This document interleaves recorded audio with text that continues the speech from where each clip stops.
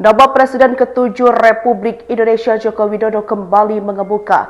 Kali ini di tengah isu reshuffle Kabinet Jilid 5 yang akan dilakukan Presiden Prabowo Subianto. Di tengah kabar tersebut mendadak mencuat informasi bahwa Jokowi berpotensi masuk dalam struktur pemerintahan sebagai anggota Dewan Pertimbangan Presiden atau One Team Press.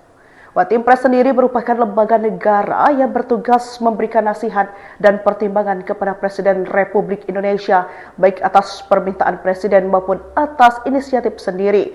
One Team Press diatur dalam Undang-Undang Nomor 19 Tahun 2006. Saat dikonfirmasi Selasa 3 Februari 2026, Direktur Eksekutif Trias Politika Strategis Agung Baskoro menilai posisi One Team Press bagi Jokowi lebih merupakan afirmasi formal atas relasi selama ini sudah berjalan secara informal.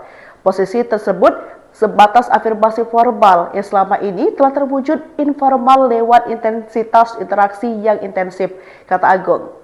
Selasa 3 Februari 2026, Agung pun menilai jika benar Jokowi ditunjuk sebagai One Team Press, maka penunjukan itu lebih mencerminkan upaya formalisasi hubungan politik antara Poros Solo dan Istana Hambalang.